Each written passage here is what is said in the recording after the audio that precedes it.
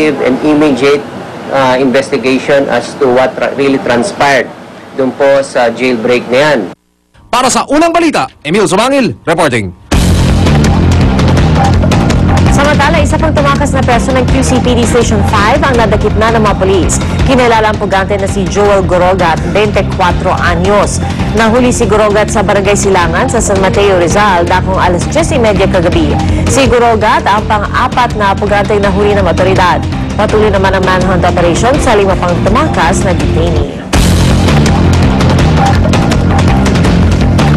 Kaugnay po ng balitang yan, makakausap natin live sa studio ang hepe po ng QCPD Station 5 na si Police Superintendent Edgardo Pamitan. Superintendent Pamitan, good morning po.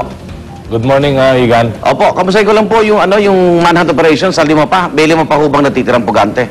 Meron pa kaming natitirang 5 pugante at kasalukuyan lahat po ng operatiba namin sa Station 5 at pati na yun mga operatiba ng buong Quezon City nasa labas na po. Totoo bang walang jail guard? Ano ba yung balitang yon? Actually, yung nung pangyayaring yon, yung supposed to be dalawa na na in charge sa doon sa mga jail na yon, wala sila at that time. So nung magkaroon ng nung notice nila, nung nireport nila na merong tumakas, yung desk officer ang nagawang humabol. Nasaan yung dalawang jail guard? Yun ang nag-explain sila kanina. Nag-explain sila sa amin at ngayon ng umaga at ipapatawag din sila sa district headquarters ngayon dahil magkakandak sila ng parallel investigation on that. So, may pananagutan ng dalawang jail guard, kakasuhan ba ito, Superintendent Pamitan? Meron naman tayong proseso. So, kami nag-aantay na lang sa anong magiging rekomendasyon ng investigating body. Wala kayong natunugan na plano nitong mga ito na pumugag, pati yung yung lagari na galing sa kasintahan nitong si Perez nakalusot din po, Superintendent. Yun pang isa nga sa sa subject ng investigation. Dahil doon sa dalawang na jail guard na supposed to be in charge sa lahat ng in and out ng inspection, bakit na may nakalusot na ganun? So, wala nga sila So, nagkaroon ng lapses talaga on their side na bakit hindi nila napigilan yung pagpasok ng kung ano-ano mang bagay sa loob ng jail. Ano ba mga kaso nitong si Perez at yung iba pang tumakas? Yung si Perez, pusher yan. So, nga yan among the groups, yan ang pinakamabigat ang asunto. Yan ang Nobel, yan ang hindi nakakapagpiyansa yan. Yung iba? Yung iba, yung may 3 rin na drug cases, bali 4 sila. And the rest, may mga kasong theft, malicious mischief, meron pa nga city ordinance possession of deadly weapon. So, napasama lang yung iba. Pero itong 4 na ito, yun ang talagang medyo mabigat ang kaso. Okay. Narinig nyo naman yung panawagan ni Congressman Winnie Castelo.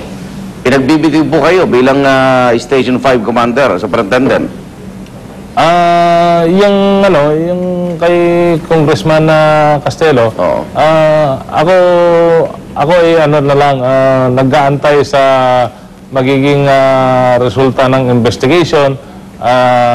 Actually, right after the incident, nung malaman ng aming district director, pumunta na mismo siya sa area, sa Station 5, at nag-usap nga kami na tungkol dyan sa pangyayari.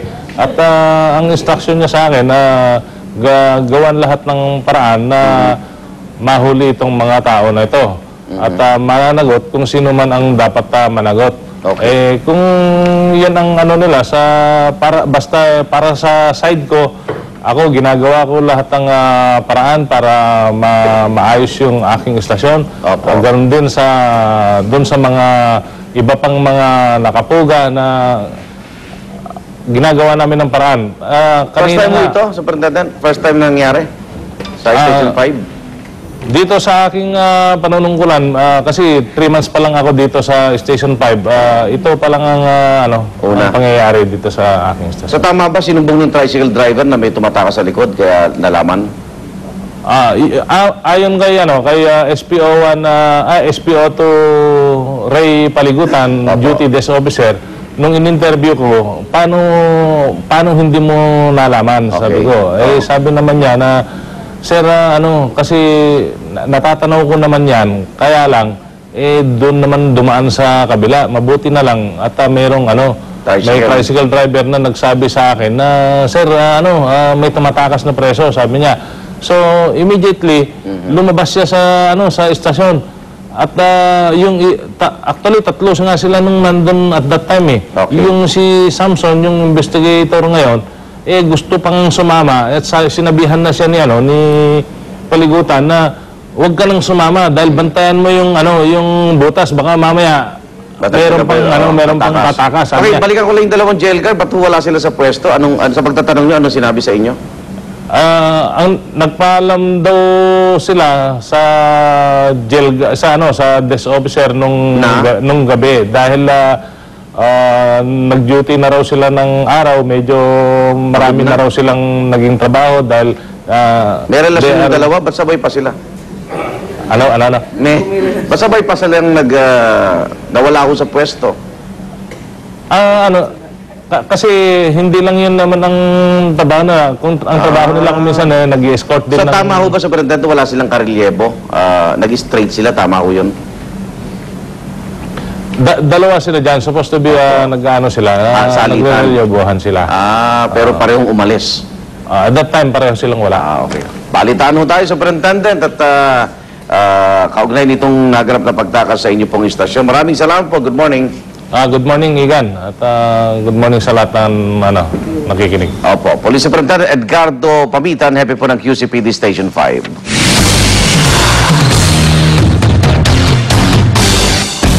Desidido ang grupong Piston na ituloy ang kanilang planong tigil pasada. Wala naman daw naibigay na konkretong solusyon si Pangulong Noynoy Aquino tungkol sa problema ng transport sector. Narito ang report ni Chino Gaston. Sa 3 oras na pakikipagpulong sa mahigit 30 transport groups, 3 pangunahing pangako ang inilatag ni Pangulong Noynoy Aquino. Una, ang pagsugpo sa pangungutong ng mga traffic enforcer sa mga super at driver. Pangalawa, ang pag-aaral sa posibleng pagrepaso ng oil deregulation law. At panghuli, ang pagpapatupad ng pangalawang round ng pantawid pasada ng gobyerno. Bagamat nauna ng sinabi ng palasyo na hindi naman pagpigil sa transport strike ang layo ng ipinatawag na bulong, umaasa pa rin daw ang palasyo na makumbinse ang karamihan ng transport groups na huwag nang magtigil pasada. Ang Pangulo po ay inaasahan ho na hindi ho sila magsa-strike. Nagpahiwatig po sila na maganda ho yung naging usapin ngayong hapon at ang kinailangan lang naman po ay mapakinggan yung mga hinaing po nila. So we are expecting that hopefully they will not go on strike. Pero walang binitawang pangako ang mga dumalong grupo na kansilado na ang ikinakasang welga. Walang reason para hindi matuloy yung strike kasi wala namang concrete solution na na-achieve sa dialogue kay Pangulo Aquino. Lalo-lalo na, siyempre, pag sinasabi ko walang konkreto, doon sa main issues naman ang dahilan ng strike, which is yung overpricing sa professional rangis at yung usapin ng pagpasura sa oil regulation law. May pakiusap naman ang Pangulo sa mga leader ng transport groups. Malinaw po sinabi ng Pangulo, give and take. Yung kanilang prangkisa is a privilege. And therefore, dapat hindi naman dapat yung privilege hindi abusuhin. Para sa unang balita, Chino Gaston reporting. Exclusive suspect sa pagnanakaw sa ilang business establishment sa Quezon City nakilala at ito'y sa tulong ng CCTV.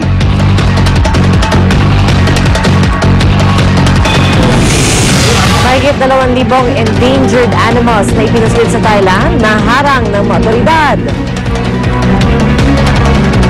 Huwag pa uli, tutok lang sa unang balita.